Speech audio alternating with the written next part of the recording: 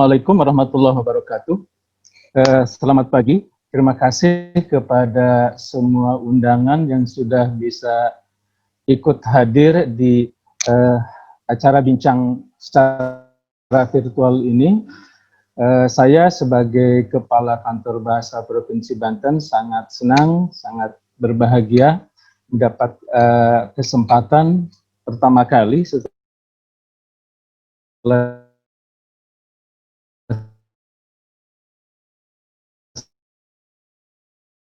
saya menjabat di Provinsi Banten dalam rangka memperingati Bulan Bahasa Oktober 2020. Saya kira itu saja pembukaan. Selanjutnya saya serahkan kepada moderator. Assalamualaikum warahmatullahi wabarakatuh. Selamat pagi teman-teman semua. Terima kasih sudah hadir dalam bincang bahasa dengan kantor bahasa. Ya, saya akan memandu jalannya diskusi ini sampai akhir nanti. Untuk itu, saya ingatkan terlebih dahulu kepada para peserta secara semuanya untuk mematikan terlebih dahulu mikrofon dan kameranya agar tidak mengganggu jalannya presentasi atau pemaparan dari Pak Halimi. Usai pemaparan dari Pak Halimi, nanti saya akan memberikan kesempatan kepada para peserta untuk bertanya. Boleh bertanya di kolom chat atau nanti boleh melambaikan tangan. Raise hand, nanti akan saya persilahkan untuk bertanya secara langsung. Agar hasil rekamannya tidak terganggu oleh 1-2 gambar, teman-teman peserta mungkin saya harapkan untuk mematikan juga kameranya, agar nanti yang ketika Pak Halimi memaparkan makalahnya, hanya Pak Halimi yang muncul di layar. Baik, begitu saja. Mungkin bisa kita mulai, Pak, ya? Ya, silakan. Ya, saya persilahkan ke Bapak Pak Halimi untuk memulai diskusi kita pagi ini. Silakan, Pak. Ya, terima kasih, moderator.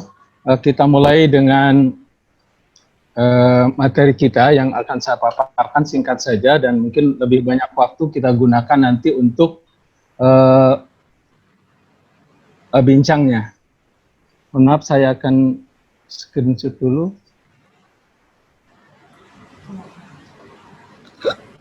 Acara bincang ini dilatar belakangi yang pertama dari segi kegiatannya,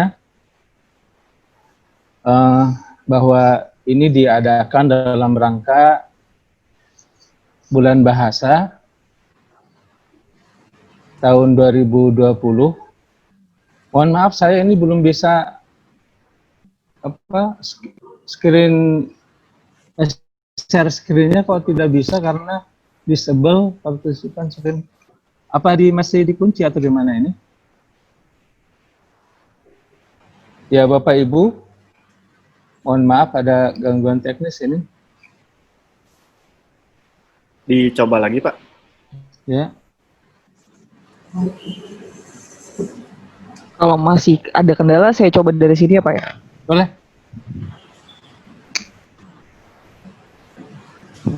Ya nih, bisa ya? Kelihatan tampak? Oh iya, kelihatan. Ya. Mungkin bisa diperbesar, Pak, di full screen. Ya, segini.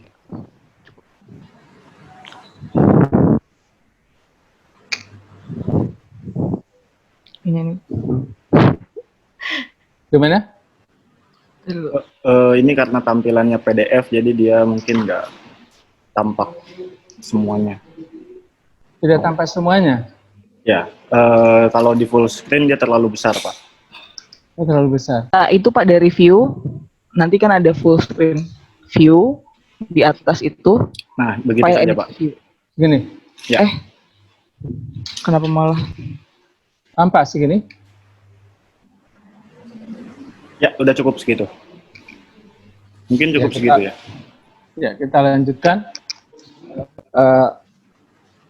Persoalan yang kita bincangkan pada pagi hari ini yaitu pemertahanan bahasa daerah di Banten. Kita mulai dengan fungsi bahasa, bahwa di Indonesia sebetulnya sudah ada undang-undang yang mengatur mengenai fungsi bahasa, yaitu bahasa Indonesia digunakan di ranah formal, sedangkan bahasa daerah digunakan di ranah informal antar sesama etnis atau sesama penutur bahasa daerah, dan bahasa asing digunakan di ranah hubungan antar negara. Ini yang kita pahami dulu, nanti ada kaitannya dengan adanya pergeseran fungsi bahasa. Nah, pergeseran fungsi bahasa sangat berkaitan atau ditentukan oleh sikap bahasa penuturnya. Jadi kita lihat di sini ada sikap bahasa dan pergeseran fungsi bahasa. Sikap positif terhadap bahasa asing ini akan berdampak pada tergesernya fungsi bahasa Indonesia. Bisa kita saksikan kalau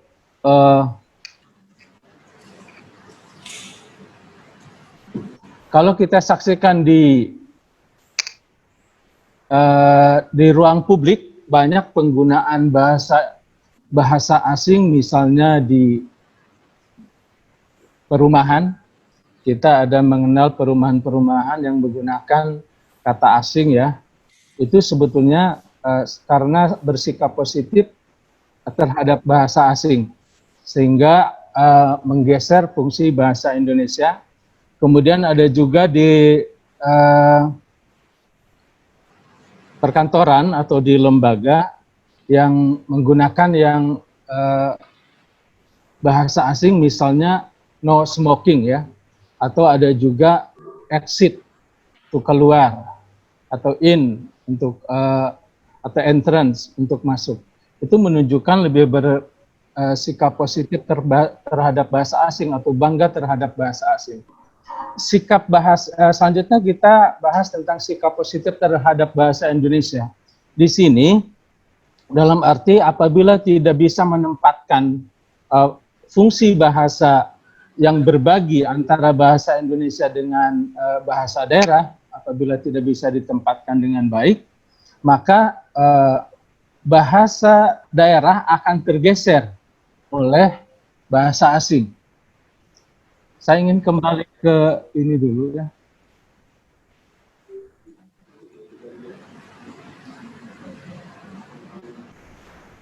Mohon maaf.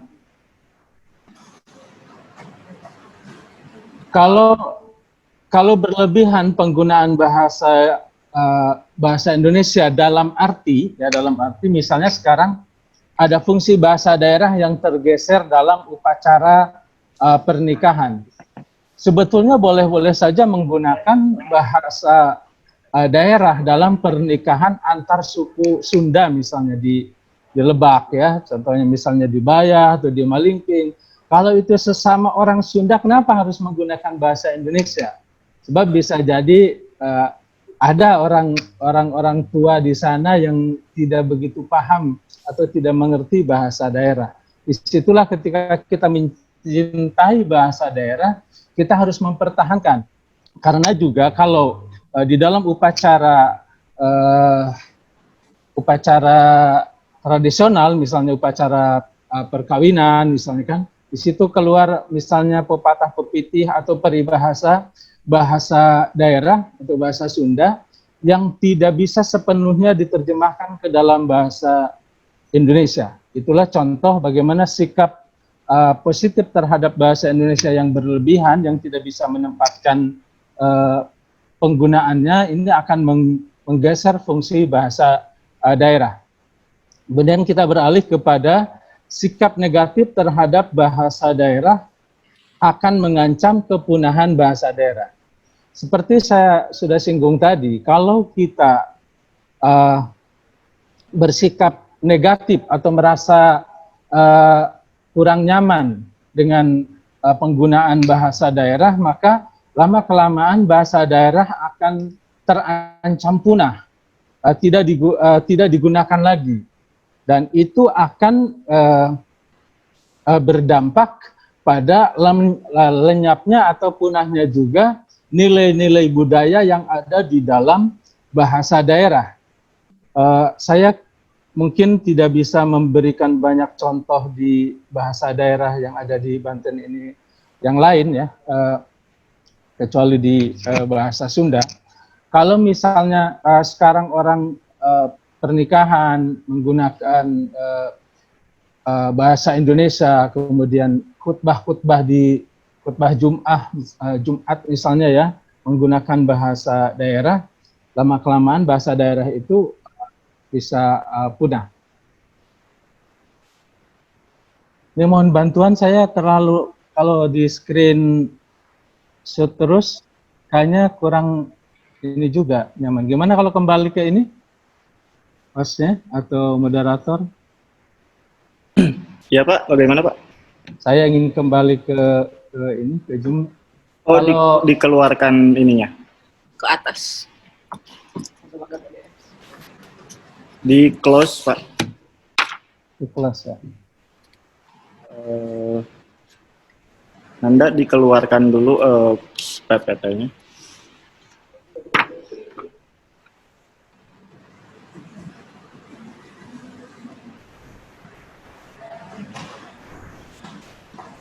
Ya, kita lanjutkan saja. Kita lanjutkan lagi dengan situasi kebahasaan di Banten. Tadi kita sudah membahas tentang sikap bahasa ya. Sekarang bagaimana situasi multilingual di Banten? Kita ketahui bahwa kita menggunakan bahasa Indonesia tentu saja, dan ada bahasa asing dan bahasa daerah. Untuk bahasa daerah di Provinsi Banten ini kita ketahui ada bahasa Jawa dialek Banten, ada bahasa Sunda dialek Banten, bahasa Cina Benteng, Melayu Betawi, dan ada bahasa Lampung Cikoneng. Bahasa Lampung Cikoneng ini bagi saya hal yang baru. Saya baru tahu nih kalau ada ternyata Lampung Cikoneng ini di daerah Anyer. Kemudian kalau Cina Benteng ada di Tangerang. Sedangkan untuk Jawa dialek Banten ini ada di Cilegon, ya maksudnya digunakan oleh masyarakat penuturnya yang ada di Cilegon, kemudian Kota Serang dan Kabupaten Serang. Sedangkan bahasa Sunda dialek Banten ada di Kabupaten Pandeglang, Kabupaten Lebak, Kabupaten Serang, dan saya tahu sedikit ada juga di Tangerang yang menggunakan bahasa Sunda ya. Seperti contohnya Pak Asep nih yang pegawai kantor bahasa Banten yang juga bisa berbahasa bahasa Sunda. Kita lanjutkan. Ini yang menjadi pokok utama persoalan kita, bagaimana strategi pemertahanan bahasa daerah di Provinsi Banten. Yang pertama kita secara formal ini ya, mungkin harus mengadakan pendataan atau pemetaan bahasa. Di sini di data ada berapa bahasa daerah yang ada. Kemudian dipetakan hubungan kekerabatan satu bahasa daerah dengan bahasa daerah yang lainnya, apakah sebagai bahasa yang berbeda atau hanya sebagai dialek. Contohnya saja, misalnya kita tahu bahwa di Provinsi Banten ini ada bahasa Jawa dialek Banten yang ada di Serang, Cilegon, dan Kota Serang. Ada juga yang di Pandeglang, yaitu di Cangkore, ya. Dan ada juga yang di Kabupaten Lebak, yang di Bayah, tepatnya di Pulau Manuk. Itu ada 4 RT di situ. Saya tahu di situ pernah lupa ya, sekitar 80 lebih, sekitar 80 kakak di sana menggunakan bahasa Jawa yang ada di Pulau Manuk. Nah, itu diperlukan pengujian apakah bahasa Jawa yang ada di Lebak, kemudian di Banten dan di Serang ini sebagai satu bahasa yang sama atau berbeda dialek. Itu contohnya ya, kalau melakukan pendataan atau pemetaan bahasa. Kemudian setelah kita tahu ada berapa bahasa daerah di sebuah provinsi misalnya atau di sebuah kabupaten, kita bisa melakukan dokumentasi. Dokumentasi itu berupa misalnya merekam contoh-contoh cara penuturan bahasa daerah yang ada di daerah tertentu. Bisa jadi akan kelihatan aksennya berbeda di ujung, ada misalnya kemana atau kemano misalnya ya, atau kemana, itu bisa diketahui selain yang ada dari, kalau secara teknis ya, bisa diketahui dari daftar Swades kalau ahli pemetaan bahasa. Kemudian kita juga bisa menyusun kamus, ini juga pendokumentasian secara tertulis, sudah banyak dilakukan, menyusun kamus bahasa Indonesia, bahasa daerah atau dwi bahasa. Itu baru kegiatan-kegiatan yang sifatnya teknis. Karena itu untuk pembertahanan bahasa daerah yang lebih nyata, kita harus lebih melakukan konservasi. Konservasi bahasa daerah itu dilakukan melalui pemeliharaan atau pembinaan ya. Misalnya harus adanya pengajaran bahasa daerah misalnya, kemudian kita menggiatkan kembali di komunitas-komunitas untuk berlatih bercerita secara lisan atau menulis dalam bahasa daerah. Jadi selain ada cerpen misalnya dalam cerita dalam bahasa Indonesia, ada juga cerpon ya, cerita pondok dalam pendek. Kalau itu cerita pendek, kalau orang bahasa Sunda nyebutnya pondok. Jadi nulis carita-carita dalam bahasa daerah. Mungkin juga bisa dilakukan dalam bahasa Jawa Serang. Itu sebagai cara untuk mengonservasi bagaimana kita membuat kegiatan-kegiatan penggunaan bahasa daerah. Kemudian bisa juga untuk memotivasi dengan cara memberikan penghargaan bahasa. Dalam hari ini penghargaan bahasa daerah terhadap penulis yang aktif menulis dalam bahasa daerah atau pendongeng yang aktif mendongeng dalam bahasa daerah, atau juru bahasa yang biasanya juru bahasa itu ada misalnya dalam acara pernikahan, ya upacara perkawinan, itu orang-orang tertentu saja sebenarnya. Bahkan sekarang sudah langka kalau mencari orang yang bisa berbalas pantun misalnya dalam acara pernikahan. Itu salah satu contoh dari konservasi. Nah, semua itu adanya pengajaran bahasa bahasa daerah di sekolah itu tidak menjamin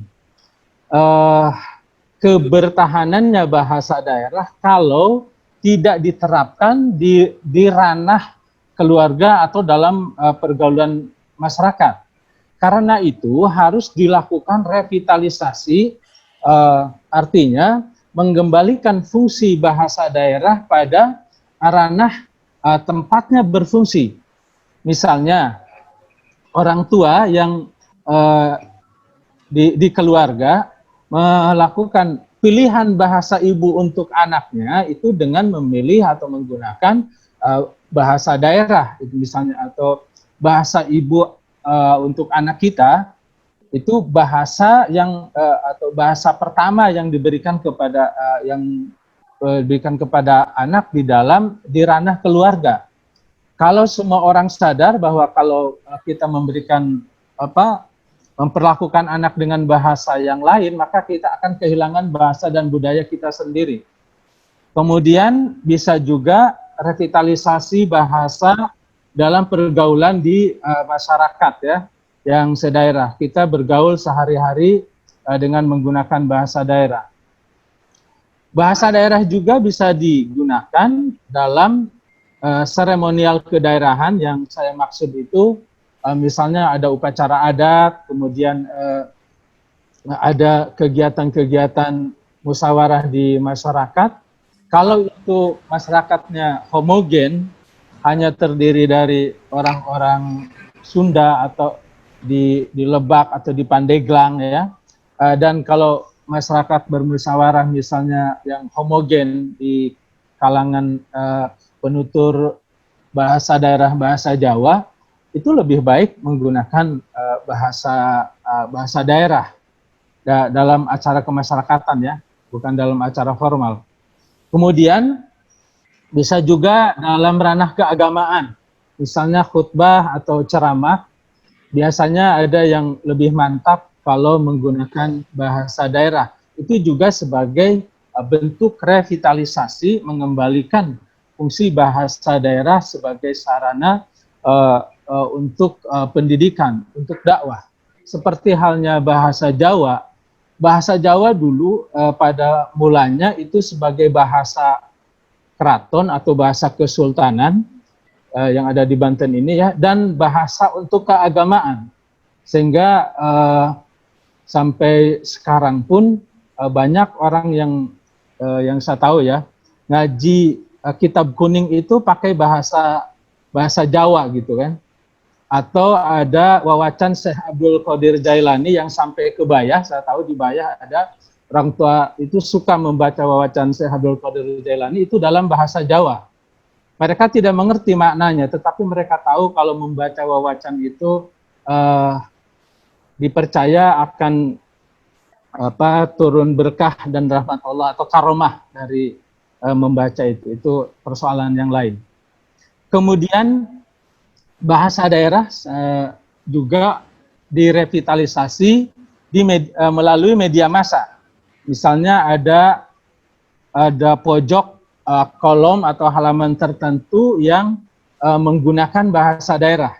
Jadi kalau ada Radar Banten misalnya, itu sangat bagus kalau ada satu kolom khusus menggunakan bahasa daerah, apakah itu misalnya ada dalam bentuk berita atau mungkin dalam menampung aspirasi masyarakat dengan menggunakan bahasa daerah, atau melalui radio. Bisa dijadwalkan kapan berita dalam bahasa daerah melalui radio itu, atau misalnya ada obrolan atau hiburan yang menggunakan bahasa daerah. Dan bisa juga televisi ya, televisi daerah itu membaca berita atau obrolan dan hiburan dengan menggunakan bahasa daerah. Itu cara kita merevitalisasi bahasa daerah. Saya kira itu yang bisa saya sampaikan. Mudah-mudahan menjadi pemelatuk atau pemicu bagaimana gagasan-gagasan, ide-ide atau pikiran-pikiran yang bisa diungkapkan pada bincang hari ini, apa atau bagaimana kita harus memperlakukan bahasa daerah yang ada di Provinsi Banten ini, kemudian itu langkah-langkah apa, langkah strategis apa yang lebih baik atau bisa dimulai. Demikian yang bisa saya sampaikan. Selanjutnya saya kembalikan kepada moderator. Terima kasih. Baik, terima kasih Pak Halimi. Teman-teman peserta diskusi, saya persilakan untuk mengajukan pertanyaan, boleh disampaikan lewat kolom chat atau mengangkat tangannya. Di sini ada teman-teman, ada Mang Kijing yang orang Jawa Serang, punya komunitas bahasa Jawa Serang, udah melambai-lambai. Ya, Mang Kijing, mangga, silakan. Ya, terima kasih. Assalamualaikum warahmatullahi wabarakatuh. Waalaikumsalam. Terima kasih moderator Pak Halimi. Selamat siang, Sampurasun, Pak Seraharja, Tabib. Ini menarik tentang pemertahanan bahasa daerah. Namun sebelum ke sana, saya ingin kritisi sedikit tentang Undang-Undang Bahasa. Undang-Undang Bahasa itu sangat tidak serius terhadap bahasa. Undang-Undang 2009 itu tidak punya upaya paksa terhadap para pelanggar bahasa. Berbeda terhadap pelanggar bendera, lagu kebangsaan, atau terhadap lambang negara, itu ada pidananya, ada dendanya. Tapi terhadap pelanggar bahasa kita nggak punya paksa. Kayaknya perlu didorong itu Kemendikbud untuk supaya revisi undang-undang bahasa itu, supaya ada upaya paksa terhadap para pelanggar bahasa. Karena nggak ada upaya paksa, pemerintah daerah misalkan ada kewajiban untuk melestarikan, kalaupun tidak melestarikan juga nggak ada hukumannya buat daerah. Begitupun dengan perorangan. Nah, terkait pemertahanan bahasa itu sangat menarik terkait konservasi, masalah pengajaran bahasa. Komunitas Bahasa Jawa Serang itu sejak berdiri kemudian kita mendorong beberapa pemerintah daerah untuk menerapkan mulok. Alhamdulillah sekarang Kota Serang, Cilegon, Kabupaten Serang itu sudah menerapkan. Namun ini jadi dilema, Pak. Dilemanya kemudian siapa yang mengajar bahasa daerah Banten itu? Karena sampai sekarang belum ada fakultas atau jurusan terkait bahasa daerah. Maka jangan aneh kemudian ada beberapa pengajar mulok itu tidak paham terhadap bahasa daerah sendiri yang diajarkan. Hanya mereka mahasiswa akhirnya cuma dikasih LKS, dikasih tugas. Bahkan seminggu yang lalu ada guru yang memberikan soal malah bahasanya bahasa Jawa Tengah, bukan bahasa Jawa dialek Banten. Karena materi ajarnya juga mereka nggak ngerti gurunya. Ini perlu didorong juga mungkin Kemendikbud. Ini hasil-hasil rekomendasi Kongres Bahasa 2016 supaya perguruan tinggi negeri di suatu daerah itu membuka jurusan bahasa dan sastra daerah setempat. Nah, sampai sekarang Untirta atau Unsur Hidayatullah itu belum ada jurusan bahasa dan sastra daerah. Ini yang perlu kita dorong juga supaya Untirta kemudian UIN Syarif Hidayatullah, perguruan tinggi negeri itu membuka jurusan itu supaya guru-guru yang mengajar mulok bahasa daerah di Banten betul-betul adalah guru-guru lulusan dari bahasa dan sastra bahasa daerah Banten itu, supaya yang diajarkan tidak bahasa Jawanya Jawa Tengah, Sundanya kemudian Sunda Parahyangan, seperti itu. Kemudian terkait ini lagi, terkait revitalisasi misalkan kita sudah melakukan misalkan komunitas bahasa Jawa Serang itu menggunakan Facebook, kita menggunakan komunitas itu wajib menggunakan bahasa daerah. Setiap ada satu komen atau ketika berkumpul menggunakan bahasa selain bahasa daerah itu kita kena denda. Satu komen itu Rp500, itu kita kumpulkan jadi uang kas. Itu misalkan sanksi-sanksi seperti itu di komunitas bahasa Jawa Serang dilakukan hal itu, konservasi seperti itu. Jadi kita digunakan berbagai media. Kita di Banten News misalkan ada program ngecaprak podcast itu menggunakan bahasa daerah, ataupun menggunakan lapor Mangkijing itu laporan-laporan bisa dikirimkan dengan menggunakan bahasa daerah. Mungkin itu aja tanggapan atau mungkin pertanyaan untuk pemateri. Terima kasih. Assalamualaikum warahmatullahi wabarakatuh. Waalaikumsalam. Terima kasih Mangkijing. Nah, Pak, gimana nih terkait pelanggar bahasa? Tapi kalau didorong lagi bahasa undang-undang didorong untuk penggunaan bahasa Indonesia, misalnya yang baik dan benar di luar ruang dan sebagainya, itu apa nanti tidak menjadikan negara ini sangat otoriter mengatur kebahasaan warganya? Gimana, Pak? Ya. Silakan. Terima kasih Mang Kijing, luar biasa nih tanggapannya, sangat kontekstual dan aktual. Konteks di dalam kita dan aktualnya memang yang harus kita pahami, hakikat bahasa itu sebetulnya kebiasaan awalnya ya, dan bahasa itu konvensi, artinya kesepakatan bersama yang hakikat awalnya itu tidak ada sebetulnya sanksi-sanksian gitu ya. Masalah ini, masalah Undang-Undang Bahasa 2009 nomor 24 ini memang tidak ada sanksi bahasa, dan itu yang menyebabkan lahirnya undang-undang itu sangat alot gitu ya, agak susah, bahkan boleh dibilang dalam tanda kutip menyebabkan jadi lahirnya itu sungsang kalau dipaksakan menggunakan sanksi bahasa, sehingga undang-undang itu lahir tanpa ada sanksi bahasa. Pada waktu pertemuan kemarin, kami ada pertemuan dengan Mas Menteri, Kepala Balai Bahasa Provinsi Bali juga mempertanyakan tentang keberadaan undang-undang bahasa, bukan undang-undang ya, perda bahasa yang ada di Bali yang justru mengutamakan bahasa daerah, menempatkan bahasa Indonesia di bawah bahasa daerah. Itu jadi akhirnya boleh dikatakan apa itu, konflik antara undang-undang ya. Mas Menteri mengatakan kalau dari segi perundang-undangannya dia tidak memberikan arahan, tetapi yang saya tangkap bahwa kita tidak baik kalau saling memaksakan melalui perundang-undangan itu yang saya tangkap. Artinya kalau mengikuti Mas Menteri, kita kembali ke penggunaan bahasa ini sebagai konvensi masyarakat dengan kesadaran mungkin itu yang dimaksud, bahwa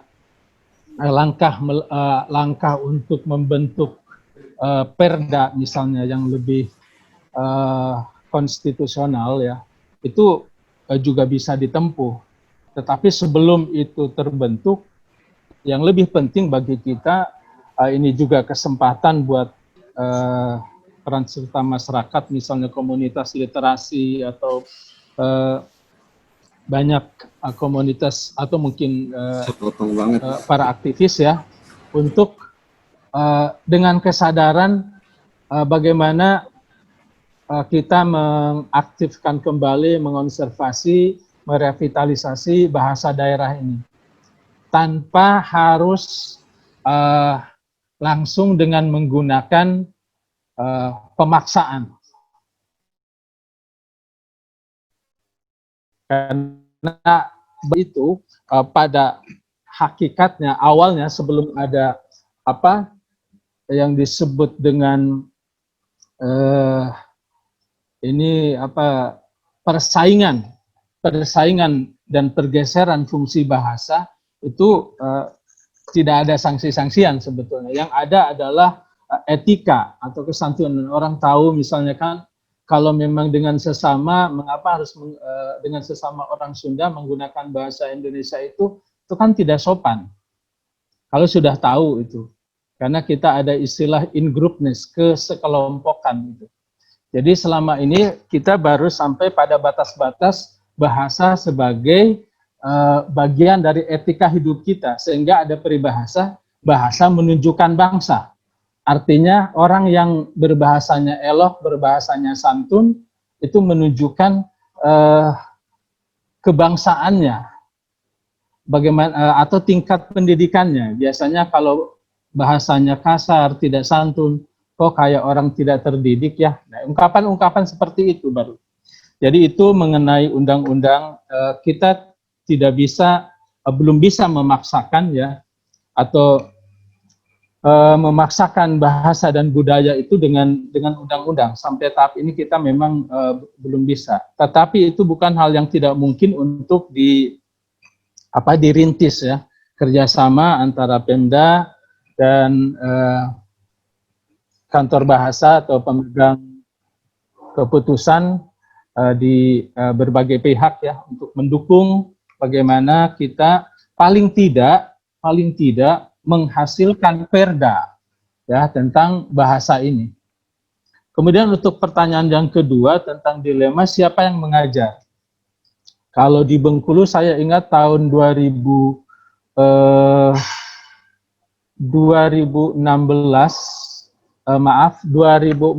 itu sudah ada rancangan undang-undang yang memasukkan tentang bahasa dan budaya daerah.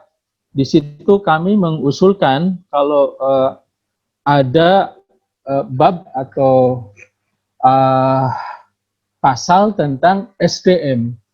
Kalau di waktu kami di Bengkulu itu diusulkan memang seperti ini, harus sama dengan pendapat Mang Kijing ini, bahwa perguruan tinggi harus membuka jurusan bahasa dan sastra daerah.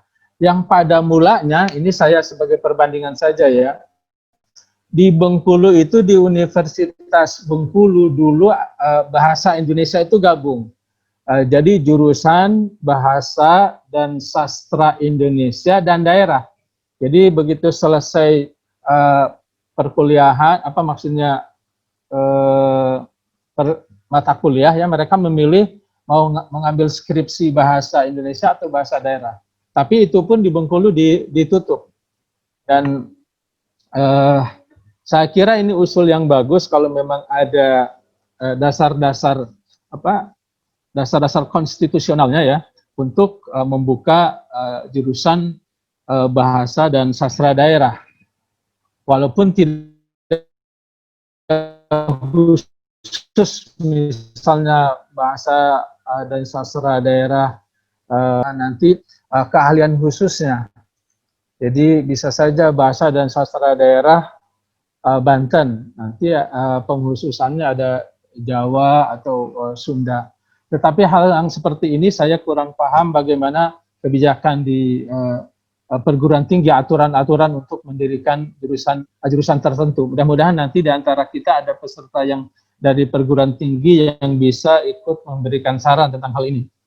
Kemudian bahasa di sosial media, itu boleh-boleh saja atau sangat baik malah kalau misalnya ada kelompok tertentu, ada komunitas tertentu yang menjadi penggerak penggunaan bahasa daerah untuk pemertahanan bahasa daerah. Saya kira itu tanggapan saya terhadap Bang Kijing. Mudah-mudahan ada peserta lain yang kalau mau memberikan pendapat yang lain silahkan. Terima kasih. Ya, begitu Mang Kijing, kira-kira kalau mau di kampus nanti bikin lagi kampusnya. Kita usulin ke Untirta lah sama IAIN ya. Oke, ada sebelumnya saya bacakan ada beberapa pertanyaan di kolom chat. Mungkin saya bacakan dulu beberapa pertanyaan yang ada di kolom chat. Ini ada dari Ibu Nelly Fori. Saya bacakan saja. Perkenalkan, saya Nelly Fori dari MGMP Bahasa Indonesia Provinsi Banten. Mau bertanya bagaimana sebaiknya sikap guru bahasa Indonesia menghadapi guru mata pelajaran lain yang menggunakan bahasa Indonesia bercampur dengan bahasa daerah ketika melaksanakan pembelajaran. Ini persoalan sikapnya, Pak. Gimana, Pak? Iya. Ini aja satu. Ya. Apa ada yang? Yang kedua, ini mungkin kaitannya sama pekerjaan kantor bahasa dari Ibu Sundawati. Ibu Sundawati dari Untirta, bisakah kantor bahasa memfasilitasi pemertahanan bahasa dengan memfasilitasi, mensosialisasikan, dan mendedah wawacan sebagai pelestarian tradisi lisan? Yang pertanyaan kedua mungkin programnya Badan Bahasa, kantor bahasa ke depan. Ya. Enggak, silakan Pak. Ya, terima kasih. Untuk Ibu Nelly ya, sebetulnya kalau guru menggunakan bahasa lain selain bahasa Indonesia di dalam proses pembelajaran, kecuali di kelas bawah, di SD kelas bawah, kelas 1, 2, dan 3, itu masih diperbolehkan ya kalau di kelas bawah, kelas 1 dan 3 SD. Tapi lebih dari itu, sebetulnya itu bentuk pelanggaran terhadap undang-undang. Maksudnya, undang-undang kita menyarankan bahwa bahasa Indonesia digunakan sebagai bahasa pengantar pendidikan di sekolah. Itu ada pengecualian misalnya di luar negeri atau dalam institusi tertentu. Tapi kalau misalnya di Pandeglang atau misalnya ini guru lain ya yang dimaksud, kalau MGMP biasanya kan ada di SMP atau di SMA ya. Ini harus bagaimana menyikapinya? Berikan kesadaran ya. Karena nanti anak harus dibiasakan memahami teks bahasa Indonesia dalam berbagai mata pelajaran. Contohnya matematika ya. Kalau matematika dibuat ke dalam soal cerita, itu kenapa menjadi sulit ya? Itu sebetulnya karena keterbacaan siswa, ya, keterbacaan teks itu yang kurang. Jadi atau bisa dikatakan siswa kurang memahami logika bahasa Indonesia, logika matematika yang dibahasa Indonesiakan. Karena bahasa dan matematika itu kan sebagai alat berpikir. Nah itu kalau menurut saya guru bahasa Indonesia harus secara baik mengingatkan guru-guru yang lain untuk menggunakan bahasa Indonesia. Itu saja. Kemudian untuk menggunakan wawasan. Pak, mohon maaf Pak, boleh saya tanya sedikit lagi Pak? Ibu sebentar dulu. Enggak, maksudnya pertanyaan saya juga tadi nyambung sedikit saja. Ya, silakan. Ya, tadi Pak Halimi mengatakan bahwa guru bahasa Indonesia mengajar menggunakan bahasa daerah atau bercampur bahasa daerah di tingkat SMP dan SMA itu berupa bentuk pelanggaran ya Pak ya, karena ada undang-undangnya. Nah, sampai sejauh ini ada tidak Pak sanksi yang diberikan kepada guru yang melanggar tadi, kalau memang itu adalah pelanggaran? Seperti apa pelanggaran atau sanksinya jika memang itu adalah pelanggaran? Ya, itu saja Pak. Ya. Ya, kembali ke pertanyaan Mang Kijing tadi ya. Bahasa sebagai bagian dari budaya dan hanya bernaung di bawah etika. Jadi tidak ada pelanggarannya, tetapi saya yakin kode etik atau kompetensi guru yang ini kaitannya juga dengan uji kemahiran berbahasa Indonesia berarti ya, atau mungkin kaitannya memang dengan sikap bahasa. Jadi pelanggaran ini memang tidak ada sanksinya, sanksi formalnya tidak ada. Tetapi berbeda halnya kalau nanti uji kemahiran berbahasa Indonesia diwajibkan untuk semua guru, dan mungkin kalau sudah ada aturan tambahan, ini kan hanya ada undang-undang bahasa ya, belum ada sanksinya. Itu saya katakan baru sampai pada etika saja, belum ada aturan sanksi misalnya diskor atau sertifikasinya ditunda gitu ya, belum sampai ke sana.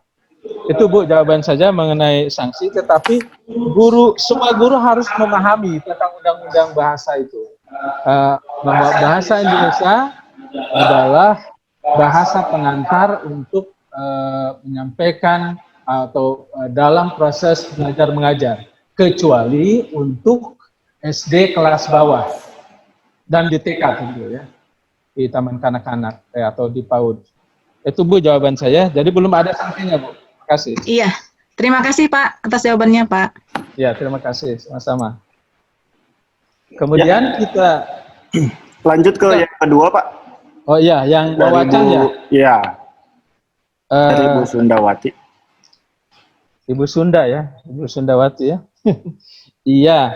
Bagaimana kalau kantor bahasa menjadikan wawacan sebagai program unggulan gitu ya? Apa tadi itu ada? Ini kaitannya mungkin bisakah kantor bahasa memfasilitasi pemertahanan bahasa dalam bentuk sosialisasi atau mendedah wawacan sebagai pelestarian tradisi lisan? Mungkin bentuknya bisa kantor bahasa itu sendiri yang memberikan fasilitas kepada para peneliti atau dosen-dosen di Untirta, atau melakukan kerjasama dengan lembaga di luar kantor bahasa barangkali. Iya. Ibu Sundawati ini dosen dari Untirta Pak. Iya.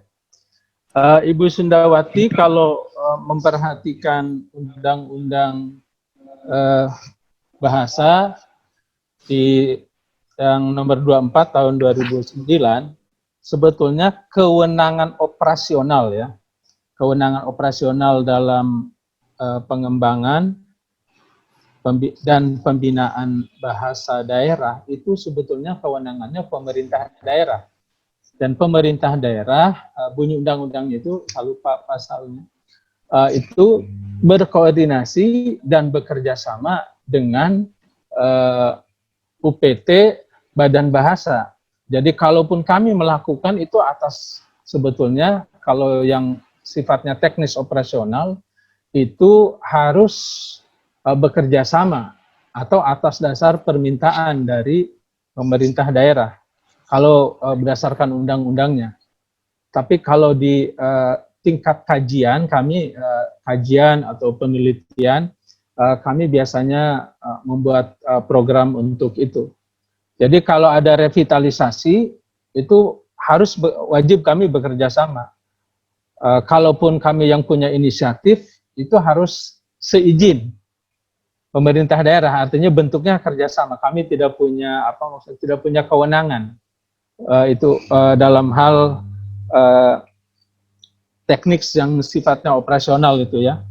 Jadi itu Bu Sundawati, kalau misalnya Wawacan dibedah itu bisa saja dalam mungkin ada mungkin di kegiatan literasi atau di kegiatan karena harus saya sampaikan, mohon maaf, mulai tahun 2021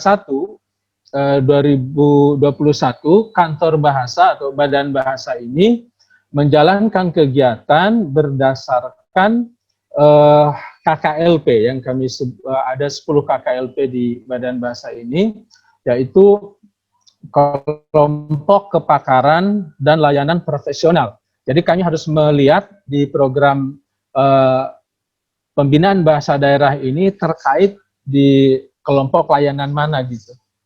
Itu yang selama ini ada di bagian pelindungan bahasa dan sastra. Jadi ada pelindungan bahasa dan sastra, saya belum hafal betul dari masing-masing koordinator KKLP. Kalau secara ini mungkin di sini hadir Ibu Nur Seha atau Pak Dodi bisa memberikan penjelasan apakah ada kegiatan yang terkait di KKLP kita. Silahkan Pak Dodi atau Ibu Nur Seha bisa membantu untuk menjawab. Pak Dodi ada? Ibu Nur Seha?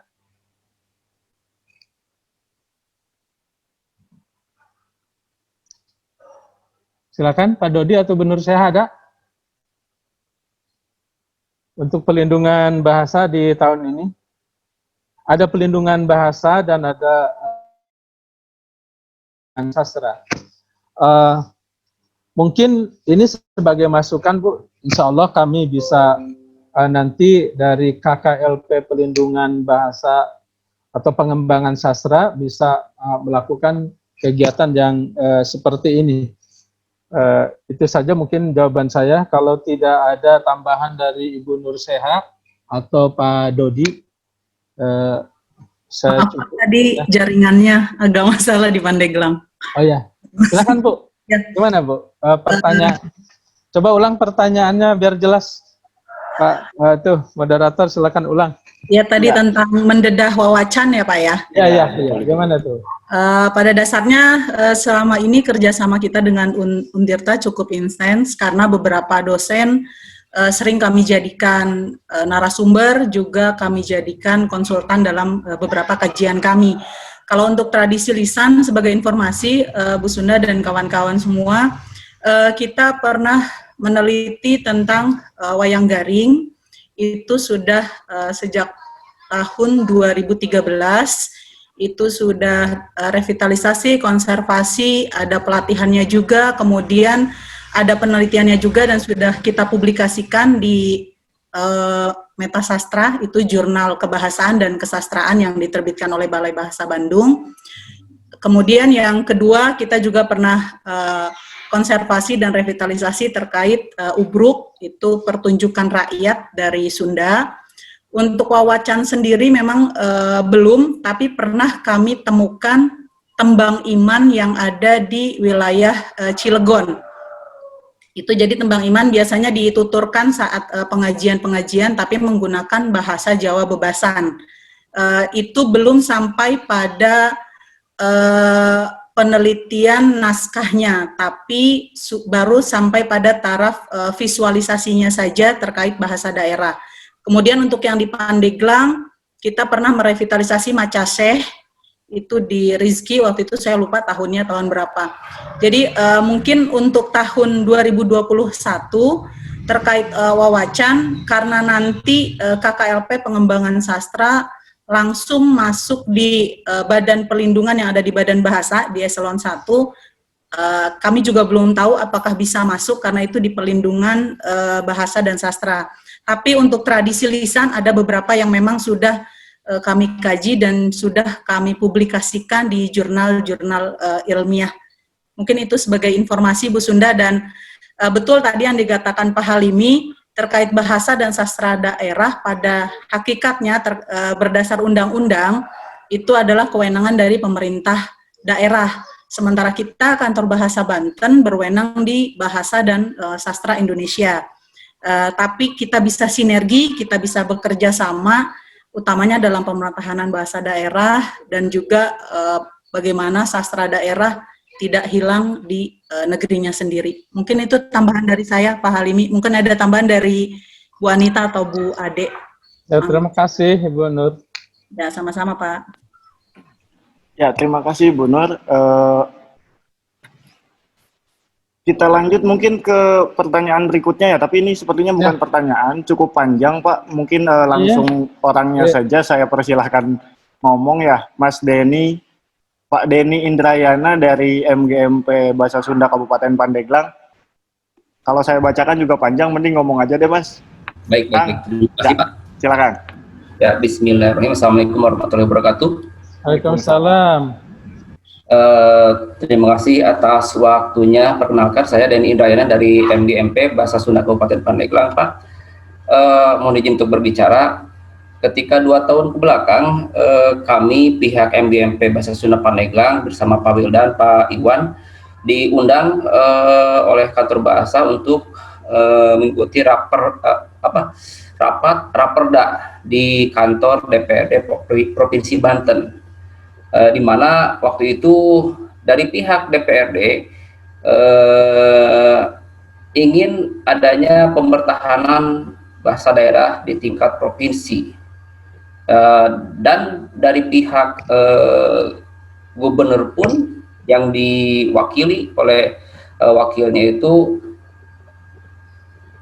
mereka menyambut, tapi hanya ingin dari Pak Gubernur itu hanya ingin berupa SK Gubernur, yang pada akhirnya ketika waktu itu raperda sudah hampir diketuk palu, namun bersilang pendapat dengan Pak Gubernur, akhirnya entah mengapa sampai sekarang raperda tidak berbentuk berupa perda pemertahanan bahasa daerah. Pada akhirnya SK Gubernur pun sampai sekarang tidak ada, Pak. SK Gubernur akan pemertahanan bahasa daerah di Provinsi Banten itu tidak ada. Yang pada akhirnya pengajaran bahasa daerah di tingkat SMA dan SMK itu tidak ada, Pak. Mohon maaf, bukan bermaksud membandingkan dengan provinsi tetangga.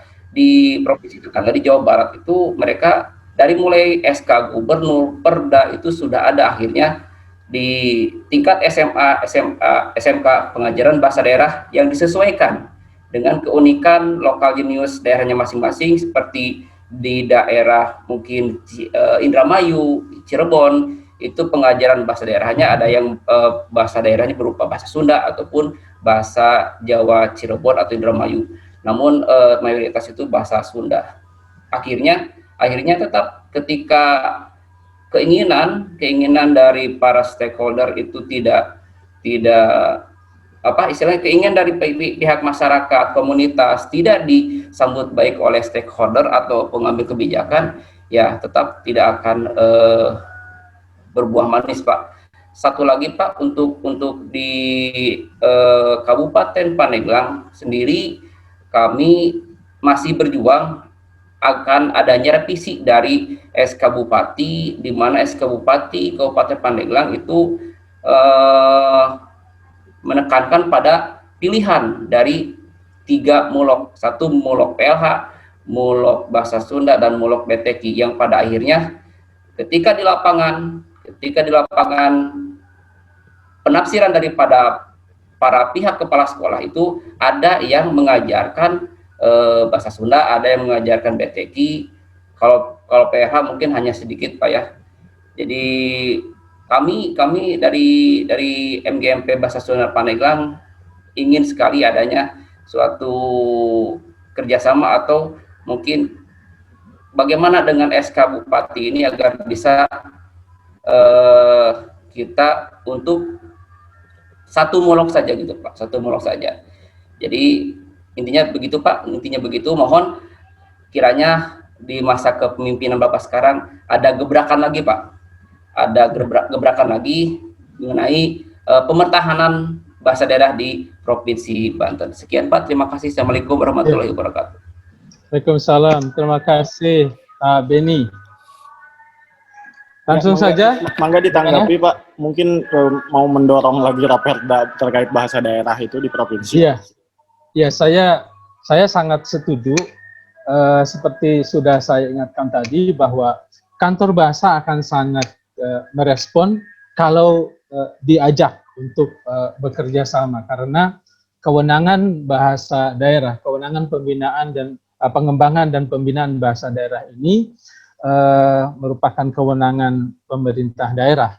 Dalam hal ini apabila setiap kabupaten memiliki persepsi yang sama, keinginan yang sama untuk pemertahanan bahasa daerah, berarti kan bisa juga dibuat peraturan gubernur atau peraturan di tingkat gubernur ya, untuk membuat peraturan tentang bahasa ini.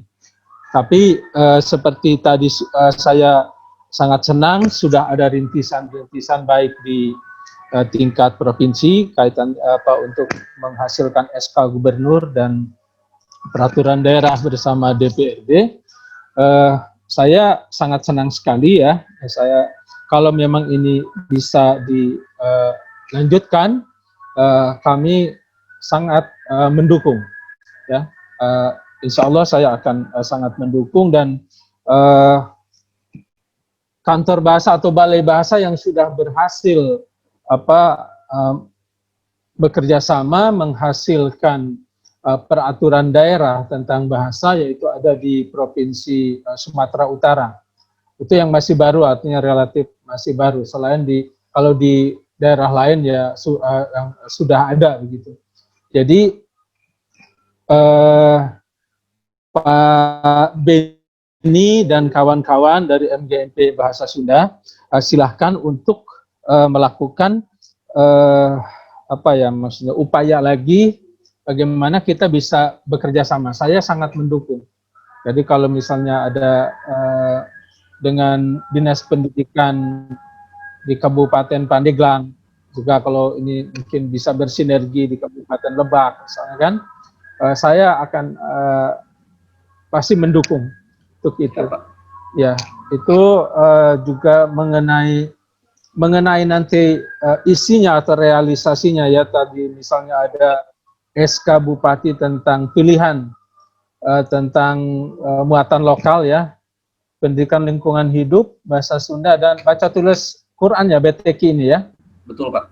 Iya, baca tulis Quran. Ya itu sangat baik sebetulnya kalau nanti mungkin ada penyeragaman yang beda tingkatan. Kalau misalnya itu ada mana yang di tingkat muatan lokal ya, tingkat SD, mana yang di SMP. Jadi tidak mesti sama. Bisa saja tiga-tiganya ini menjadi muatan lokal, tetapi berbeda level, berbeda tingkatan sekolah. Kita bisa juga menerapkan seperti itu. Saya tidak tahu persis sekarang apakah itu dari SD sampai SMA boleh memilih seperti itu, atau kita mengganti baca tulis Al-Quran misalnya di tingkat SD, kemudian bahasa Sunda SMP dan SMA gitu, atau bahasa Sunda di tingkat SMP, sedangkan di tingkat SMA-nya misalnya pendidikan lingkungan hidup. Itu saya kira itu yang bisa saya sampaikan terkait dengan pertanyaan Pak Beni. Sekali lagi saya sangat mendukung kalau ada undangan untuk ikut rapat atau ikut diskusi di daerah, mengenai Baik, Pak. pemertahanan bahasa daerah. Terima kasih. Sama-sama, Pak. Ya. Ya, kita bergeser dari Pandeglang ke Lebak, Pak. Ini mungkin kasusnya beda antara Kabupaten Lebak, SK-nya Bupati Lebak dengan SK Bupati Pandeglang tadi. Ini ada Kang Oh, Ubay, ya. ada beberapa Silahkan. hal juga yang Kang Ubay sampaikan. Kang Ubay mungkin bisa sampaikan secara langsung aja, Kang. Ini panjang sekali.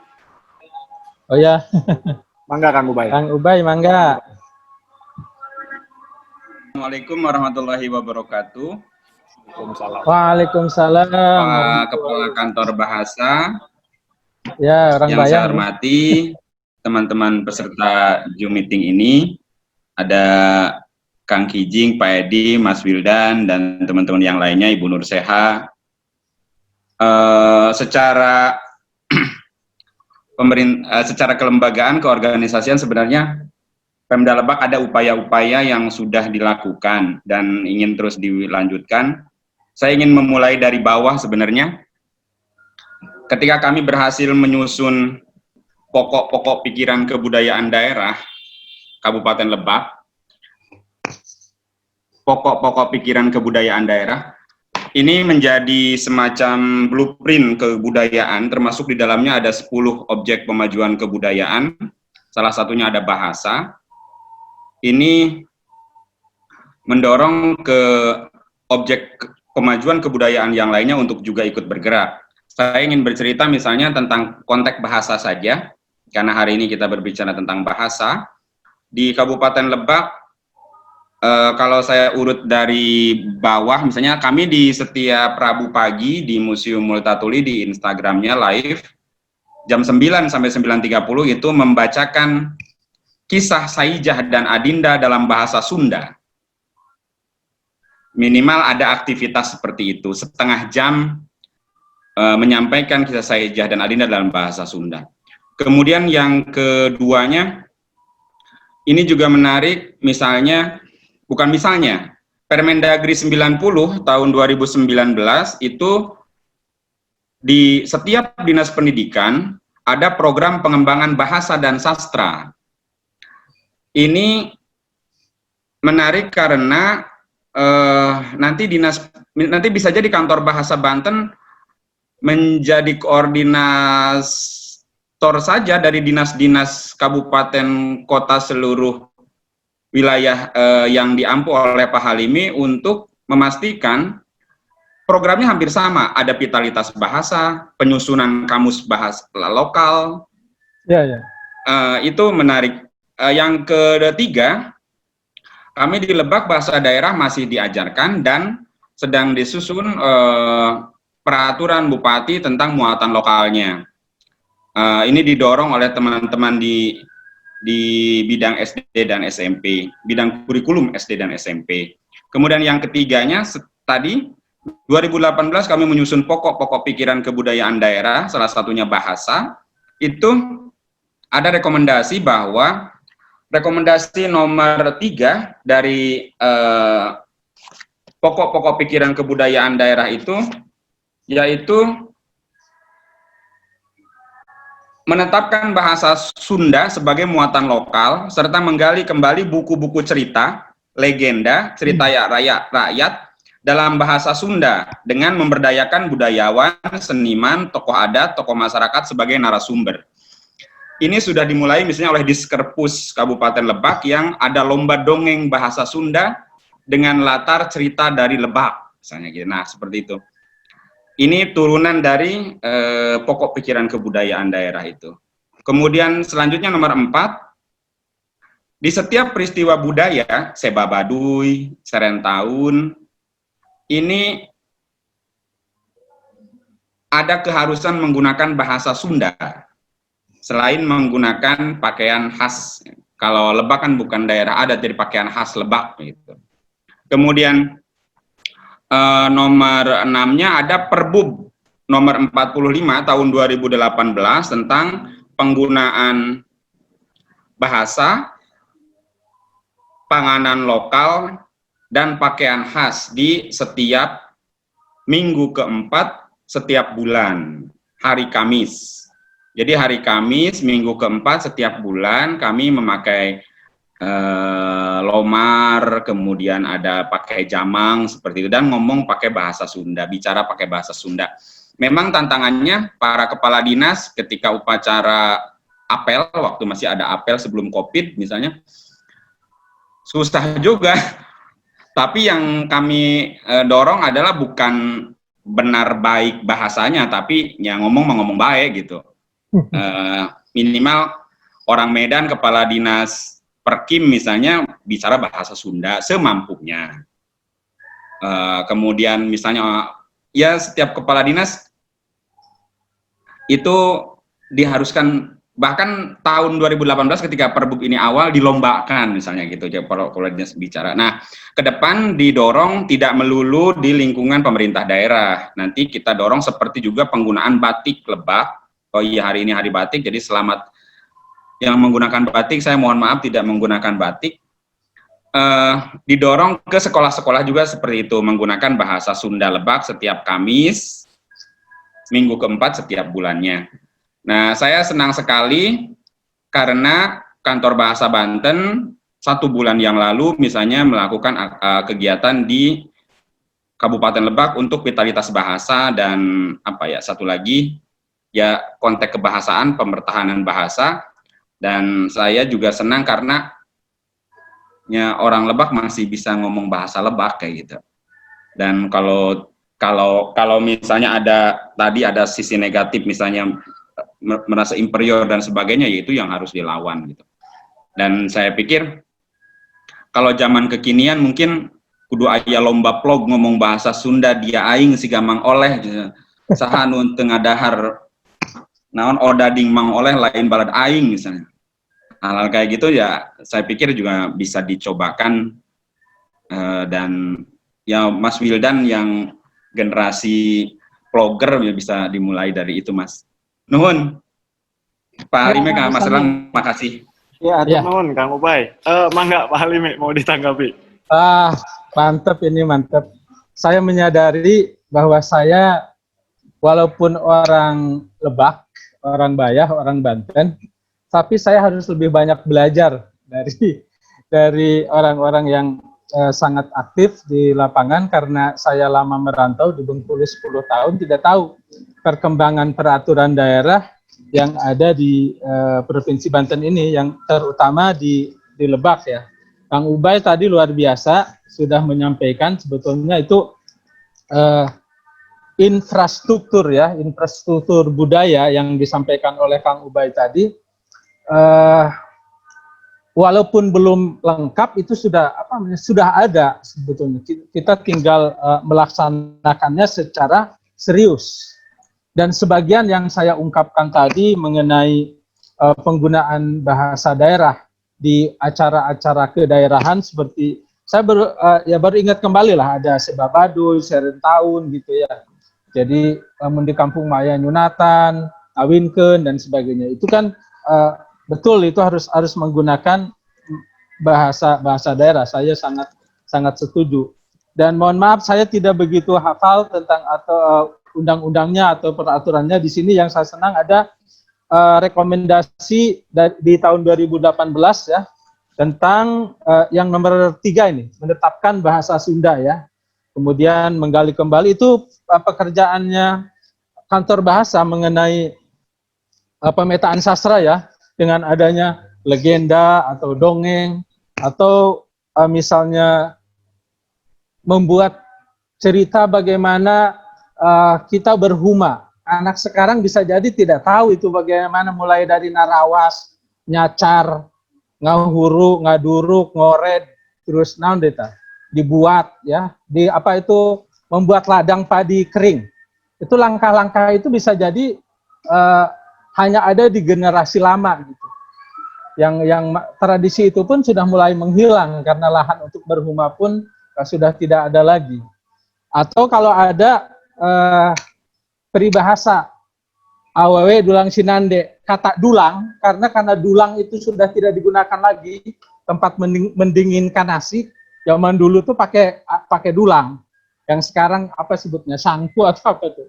Itu hanya ada pada peribahasa. Acuan bendanya sudah tidak ada.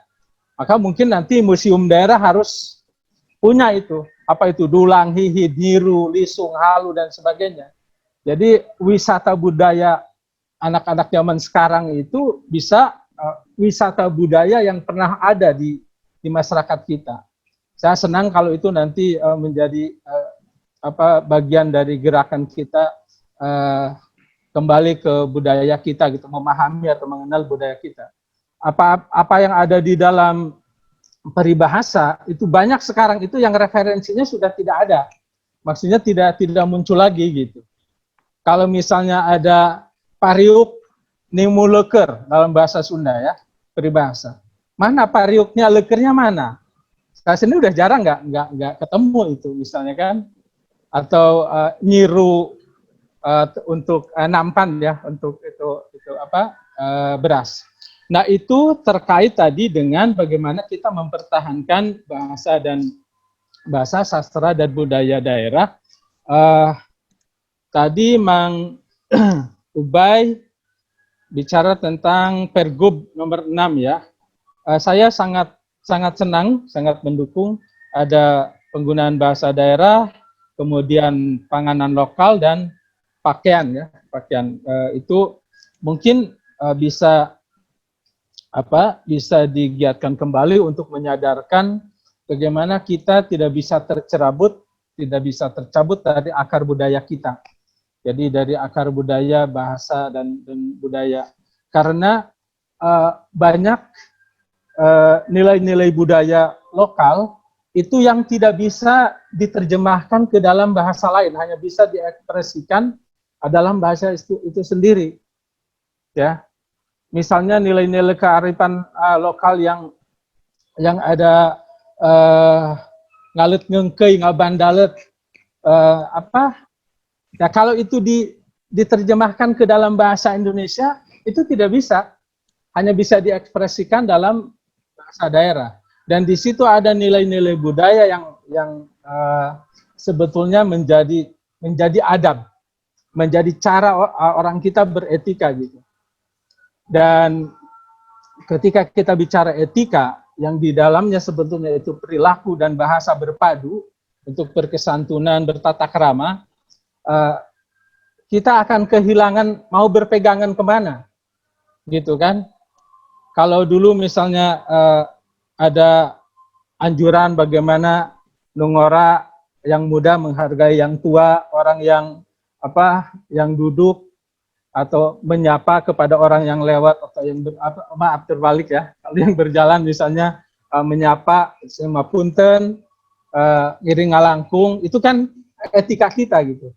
Kalau kita bisa menerapkannya, maka itu akan terkait juga dengan kerukunan warga, kerukunan masyarakat.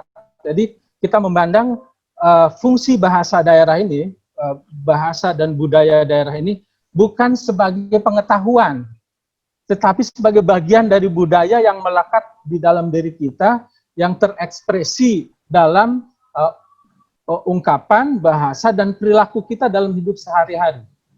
Banyak itu persoalan, ya maaf misalnya bukan contoh yang baik, itu perkelahian antar kampung, antar desa, hanya karena lewat tidak menyapa.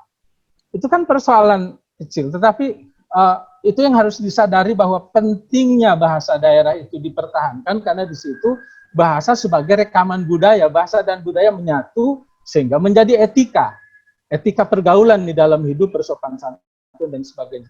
Makanya kalau misalnya ada kiai-kiai kondang yang misalnya ya, kita tahu di Jawa Barat itu ada almarhum Kiai Ghazali, bagaimana berceramah dalam bahasa Sunda itu sangat menusuk atau bisa terserap, itu karena memang ngeklop gitu dengan slot-slot budaya yang ada di pikiran orang Sunda gitu. Maka mungkin kalau nanti ada versi penceramah dari Lebak, orang Malingping, orang Bayah, orang Lewi Damar, yang sesuai dengan gayanya gitu, dengan gaya kita itu mungkin lebih ngepas. Maka itu mungkin nanti saya sangat mendukung kalau ada lomba ceramah Pildacil ya, pilihan dai cilik gitu, pemilihan dai cilik dalam bahasa Sunda atau bahasa daerah. Bukan hanya bahasa Sunda, ya mungkin di Serang juga bisa. Itu bagaimana dia bisa mengolah kata-kata dalam bahasa daerah itu menjadi bagian dari tadi revitalisasi, konservasi dan revitalisasi. Jadi jangan hanya berada di ranah formal, di sekolah, di perguruan tinggi, tapi kita mulai dari bawah. Saya sangat mendukung, mendorong komunitas untuk melakukan kegiatan-kegiatan yang ada di masyarakat. Mulai dari lomba ceramah dalam bahasa daerah, lomba mendongeng dan sebagainya, itu sangat baik. Dan itu menjadi memasyarakat. Bahkan kalau bisa membentuk stigma. Kalau orang Lebak atau orang Pandeglang malu kalau tidak bisa berbahasa Sunda. Sampai begitu gitu. Ada istilah yang orang jadi merasa malu gitu. Itu harus sampai seperti itu. Atau ada orang tua sama-sama orang Sunda atau sama-sama orang Jawa, tetapi anaknya di rumah menggunakan bahasa yang lain gitu. Jadi itu lebih baik kembali ke pilihan bahasa di rumah itu bahasa daerah atau supaya bisa berekspresi dalam bahasa daerah. Saya kira bahkan ada baiknya kalau tradisi-tradisi yang ada atau legenda itu bukan hanya dibuat dalam cerita, tapi dibuat dalam pertunjukan drama yang bisa ditonton di YouTube misalnya. Jadi bagaimana Saija dan Adinda itu dibuat serial dalam bentuk sinetron atau film. Dulu ada misalnya Prabu Kian Santang. Nah itu kenapa Saija dan Adinda atau cerita-cerita kepahlawanan lain yang dari Banten, dari Lebak ini kenapa tidak ditampilkan itu? Atau kita membuat dongeng-dongeng, kalau zaman saya dulu, saya penggemar dongeng Wakepoh. Saya masih ingat ada cerita Si Rawing, ada cerita siapa lagi ya. Nah itu sebetulnya pembudayaan. Bagaimana bahasa menjadi bagian dari dulu waktu saya di Rangkas Bitung sekolah SPG. Kalau Wakepoh di radio sudah disetel, sepi itu jalanan. Orang mendengarkan cerita Wakepoh itu atau cerita Si Rawing. Saya lupa pendongengnya siapa itu. Mang Jaya, cerita Mang Jaya. Nah itu bagaimana bahasa digunakan dalam keseharian. Orang khutbah juga, khutbah atau ceramah, pengajian di musola, di masjid, itu menggunakan bahasa daerah yang lebih dekat dengan pengalaman sehari-hari. Lagi itu dia dak, gitu kan. Dak itu bahasa, saya baru tahu lagi kalau baru dak misalnya, itu setelah kalau kembali ke sini, gitu. Jadi ciri khas kita, gitu. Walaupun katanya jing, itu berasal dari anjing, itu kalau kita sudah biasa menjadi bukan hal yang tidak sopan ya kan, karena kita sudah biasa. Ya maki itu jing, misal orang Sunda. Mohon maaf ini saya banyak contoh-contoh dalam bahasa Sunda karena kurang menguasai bahasa Jawa. Saya kira itu Pak Mang Ubay, bagaimana revitalisasi termasuk mungkin kita punya gagasan kalau orang Sunda Lebak dan Pandeglang dulu senang dengan cerita Si Rawing atau dongeng-dongeng Wakepoh, kenapa tidak dibuatkan film tentang itu, cerita itu, petualangan silatnya Si Rawing gitu kan? Kita buat sekarang dalam film, orang bisa menonton, mengenal kembali orang tuanya nih, gue banget nih katanya. Jadi maksudnya itu pengalaman tahun 80-an. Saya kira itu bagaimana kita merevitalisasi bahasa daerah, mempertahankan bahasa daerah dari bawah, berpadu dengan dari atas. Sebelum dari atas instruksi, apakah itu undang-undang, apakah itu peraturan gubernur atau SK bupati, mulailah kita mari dari bawah menghidupkan itu, sehingga muncul kesadaran seperti kita, tidak ada yang memaksa bahasa Sunda. Saya lebih dulu lebih tahu dan bisa berbahasa Sunda sebelum berbahasa Indonesia. Dan ketika kita sadar, kita dulu tidak tahu tata bahasa Sunda itu. Apa bedanya berem dan barerem? Ada kata dasar dan ada sisipan ar di situ. Hideng, harideng. Gitu kan? Tidak sadar dulu itu bahwa itu di situ ada mana sisipan, mana awalan dan sebagainya. Kita bicara menggunakan bahasa secara alamiah. Jadi itu yang disebut istilah teknisnya itu bahasa perolehan. Yang diperoleh dari pergaulan dengan orang tua, dengan keluarga di ranah keluarga, dengan di masyarakat. gitu. Melalui, kalau dulu kan kalau hajatan itu bukan organ tunggal atau layar tancap dan sebagainya. Dulu ceramah. Kalau ada orang hajatan, ada pernikahan itu manggil kiai besar. Gitu. Kalau orang kaya manggilnya lebih dari satu. Dia ceramah menggunakan bahasa Sunda, bahasa daerah. Dan disitulah masuk peribahasa, masuk petuah-petuah disambungkan, disesuaikan dengan dalil. Ada hadisnya, ada Qur'annya. Sehingga bahkan ada Quran terjemahan bahasa Sunda ya, mungkin di Jawa juga ada gitu.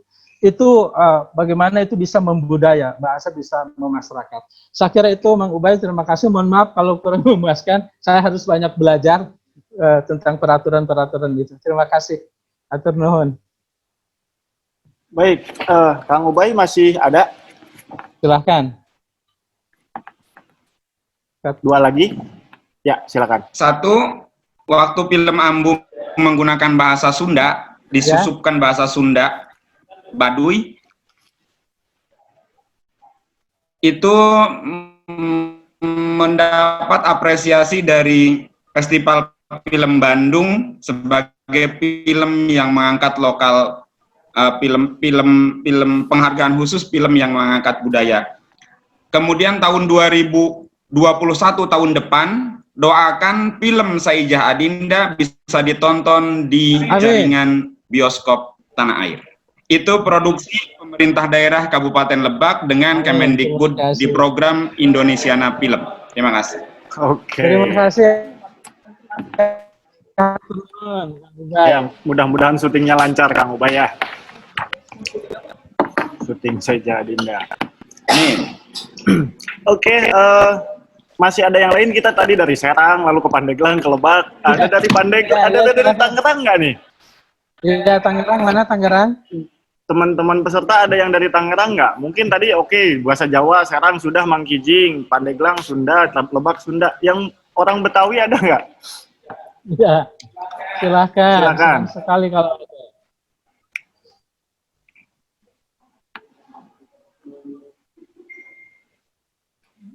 Atau dari Cikoneng? Kalau tidak ada, ini ada satu pertanyaan lagi Pak di kolom chat. Ya, silakan. Ini kaitannya sama terbitan ya kan? Adakah kantor bahasa Banten sudah menerbitkan kamus bahasa Sunda Banten? Bahasa Sunda yang digunakan di Pandeglang dan Lebak. Ya, untuk hal ini jawabannya Ibu Nur Seha lebih tahu. Saya baru di sini. Saya tahu saya sudah ada, tapi bahannya ada. Ibu Nur Seha silakan jawab Bu. Ya, mangga Bu. Baik, terima kasih Pak Halimi. Kalau untuk kamus, insya Allah tahun ini kita sedang proses digitalisasi beberapa kamus, Bapak Ibu. Kalau tidak salah, kemarin Bapak launching peluncuran untuk kamus Jawa Banten ya Pak Halimi ya, Hapunten. Kemudian untuk Sunda sendiri, sebenarnya penyusunan sudah kami lakukan. Mungkin Pak Ubay juga tahu karena beberapa kali kami libatkan. Itu Kamus Budaya Baduy. Untuk pengumpulan datanya sebenarnya sudah kami lakukan sejak 2016, 2017, kemudian 2018 kita lakukan diseminasi bekerja sama dengan Pak Ubay di Museum Malta Tuli. Kita undang beberapa jaro ya Pak Ubay waktu itu. Ada jaro dari Jaro Rohendi kalau saya tidak salah. Kemudian juga beberapa orang dari Baduy, karena memang kita mengambilnya di Baduy, dan rencana pada waktu itu kita akan terbitkan di 2019, karena ada kendala teknis. Insya Allah tahun 2020 ini akan kita ikutkan di digitalisasi beberapa kamus yang akan kami terbitkan. Mudah-mudahan tidak ada pemotongan lagi, mohon doanya, karena terbitan atau cetak kamus sama seperti jurnal dan majalah butuh dana, mudah-mudahan tidak ada pemotongan lagi. Kita berharap Kamus Budaya Baduy, daminya insya Allah sudah jadi sejak 2018, mudah-mudahan tahun ini atau tahun depan bisa kita luncurkan minimal versi digitalnya, minimal itu. Untuk versi cetaknya mudah-mudahan di tahun 2021 bisa kita wujudkan Itu informasi untuk Kamus Budaya Baduy. Kalau untuk kamus bahasa yang lain, tahun ini memang kita juga sedang mengambil data kosakata Sunda Banten terkait daur hidup. Itu sudah kita ambil juga sama di beberapa daerah di Lampung Cikoneng, kemudian Jawa Banten, Sunda Banten, Betawi juga kami ambil tahun ini di 5 bahasa yang tadi Pak Halim fokuskan digitalisasi kamus Jawa Banten dan kamus budaya Baduy. Mohon doanya. Karena memang tidak semudah membalik telapak tangan ya berkait dengan tugas dan tugas fungsi kami saja, tapi butuh juga dari pemerintah daerah, budayawan, dan kita lihat dengan sinergi itu Lebak bisa banyak melahirkan pokok-pokok kebudayaan yang akhirnya itu jadi penarik bagi generasi muda, tidak hanya generasi tua yang tahu. Dan itu banyak kita lihat di Museum Maltatuli ya Pak Ubay, apresiasi yang sangat tinggi buat Lebak. Karena memang bupatinya sendiri punya sikap positif, punya sikap yang sangat positif terhadap bahasa daerah, dan kita harapkan seluruh kepala daerah, kepala dinas, bahkan tadi dalam tanda kutip memaksa sedikit kepala dinas yang bersuku bangsa Medan dipaksa untuk bisa berbahasa Tangerang, punya sikap bahasa daerah Betawi, kemudian Pandeglang, Lebak terhadap bahasa Sunda, dan yang Jawa, yang Cilegon dan Serang punya sikap positif terhadap bahasa Jawa Banten. Mohon doa dari semua untuk digitalisasi kamus dari Kantor Bahasa Banten. Mungkin itu saja Pak Halimi, mungkin ada tambahan dari kawan-kawan yang lain. Terima kasih. Banyak ini yang sedang digarap oleh Kantor Bahasa ya terkait bahasa daerah. Baik, waktu kita tinggal sebentar lagi, mungkin sekitar 15 menit lagi. Untuk teman-teman peserta, kalau masih ada yang mau dipertanyakan, saya kasih kesempatan untuk 1 orang lagi. Silakan.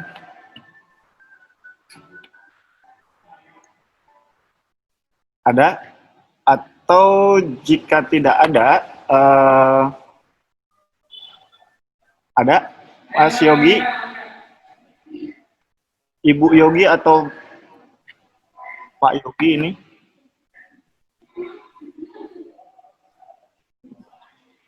Oke, ya silakan. Lebak. Ya. Saya Yogi dari MGMP Bahasa dan Sastra Sunda Kabupaten Lebak, Pak. Mohon. Ya silakan Pak Yogi. Bagus Pak, alhamdulillah kami bisa bekerja dengan sepenuh hati karena kami sudah memiliki dasar hukum ataupun payung hukum dari pemerintah Kabupaten Lebak. Sehingga kami MGMP Bahasa dan Sastra Sunda memiliki kesepakatan bersama bahwa seluruh SMP yang ada di Kabupaten Lebak itu diwajibkan ataupun diharuskan kepada para siswanya untuk melaksanakan seba budaya di wilayah yang terdekat dengan sekolahnya. Saya ambil contoh dari saya Pak di SMP 1 Cihara, itu hampir tiap tahun kami mengadakan seba budaya ke Cisungsang Pak. Itu adalah sebuah bentuk tanggung jawab kami, tanggung jawab saya selaku pengajar bahasa Sunda untuk memasyarakatkan ataupun mempopulerkan kembali budaya-budaya Sunda yang hampir hilang di wilayah Cihara dan sekitarnya Pak. Jadi MGMP dan Bahasa dan Sastra Sunda sudah melakukan beberapa kegiatan yang hampir 5 tahun kami berjalan, itu mengunjungi tempat-tempat kasepuhan yang berada di wilayah dekat kami. Itu yang pertama. Yang kedua, apalah itu namanya konservasi atau revitalisasi, yang jelas kami dari MGMP Bahasa dan Sastra Sunda sudah berupaya mengenalkan budaya kami yang dekat dengan kami kepada para siswa yang ada di sekolah. Itu yang pertama. Yang kedua, Bapak sekalian, kami sempat ngobrol dengan beberapa rekan-rekan kami yang di Pandeglang juga sama, yang di Serang juga dengan sama, bahwa kami juga perlu adanya sebuah dasar hukum, yang payung hukum yang lebih luas lagi mengenai SK pemberlakuan bahasa daerah di kabupaten yang ada di Provinsi Banten. Kenapa itu kami perlukan? Karena kami ketika kami ngobrol dengan guru-guru yang ada di SMA dan di SMK, katanya kami tidak bisa untuk melaksanakan budaya Sunda yang ada di SMA dan SMK, Pak. Karena itu adalah ranahnya ada di wilayah provinsi, begitu Pak. Ya, ya. Tapi kalau misalnya dari Gubernur Banten mengadakan SK ataupun mengeluarkan surat keputusan dari Gubernur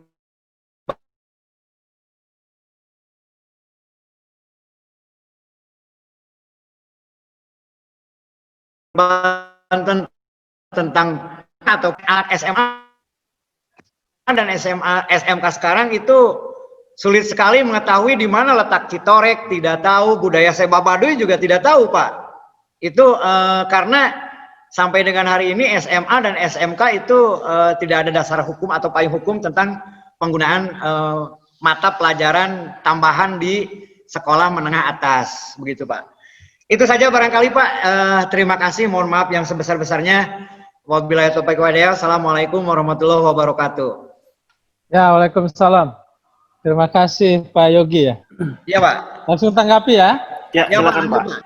Pak Yogi senang sekali orang Cihara ya. Iya Pak. Sebagai orang Bayah, tetangga Pak. Alhamdulillah saya pulang kandang dan sangat senang. Ini senang sekali saya. Jadi terkait tadi ya, kalau di Lebak karena sudah ada tadi istilahnya infrastruktur hukumnya ya, sehingga bisa berjalan lebih baik. Dan itu mudah-mudahan menjadi contoh, menjadi inspirasi buat kota atau kabupaten lain yang ada di Provinsi Banten ini. Dan saya yakin itu bisa bisa disetujui atau bisa melahirkan perda itu karena di bawahnya itu yang lebih dulu aktif. Jadi istilah teknisnya itu button up, dirojong ti handap kaluhur. Akhirnya yang di atas itu nggak bisa apa-apa lagi, memang keadaannya begitu gitu kan. Jadi saya menyarankan di daerah-daerah lain juga bukan mengharapkan bottom up, bukan hanya top down dari atas ke bawah berupa undang-undang dan sebagainya. Mari bersama-sama dari bawah. Contoh sekarang misalnya untuk SMK dan SMA, kalau aktivitas misalnya ada musikalisasi, ikut dengan mengedepankan lagu-lagu daerah misalnya kan, atau puisi kedaerahan. Itu saya yakin kalau misalnya juga di SMK, SMA misalnya mungkin ada lomba berpidato dalam bahasa Sunda atau lomba berpidato bagaimana menerima atau menjadi yang di pernikahan, yang satu menerima, yang satu menyerahkan gitu kan, serah terima keperluan orang menikah, saya lupa itu. Kalau di sana kan di Bengkulu ada istilah khusus, bimbang di sini. Kalau di sini saya jadi lupa. Nah itu jadi artinya sebelum perdanya turun atau peraturan gubernurnya turun, kita sudah lebih dulu punya aktivitas. Ternyata siswa-siswa kita itu Pak, misalnya kita katakan sangat antusias. Apalagi kalau ada infrastruktur hukumnya gitu. Jadi kita bukan minta dulu, kita tunjukkan dulu gitu kan. Ibaratnya jangan dulu beli makanan tertentu, tapi tunjukkan anak orang teh beki karena etat gitu kan. Kalau anak orang beki karena udang tuh tinggal itu. Berarti kayak orang kudu nyiapkan uang belikan udang, misalkan kayak gitu. Jadi tunjukkan dulu aktivitas-aktivitas sarana atau media atau tempat atau peristiwa atau kegiatan penggunaan bahasa daerah itu. Sehingga dengan adanya kegiatan-kegiatan itu, walaupun belum ada payung hukumnya ya, yang sebatas-batas tertentu, itu menjadi dasar. Dan lagi kita dalam pembentukan Indonesia hebat dan sebagainya, kalau mereka menikah itu adab kesundaannya itu atau adab Jawanya itu kan tumbuh. Bagaimana mereka menata keluarga dengan berbahasa daerah, dengan bahasa dan budaya daerah, bagaimana bertetangga dengan itu kan. Coba lah ngumbara kaci torek itu kaci sungsang, bisa adab Sunda kumaha coba kan. Nah itu jadi pandangannya luas, bukan hanya sebatas mata pelajaran di sekolah. Gitu, bukan hanya soal mengarang.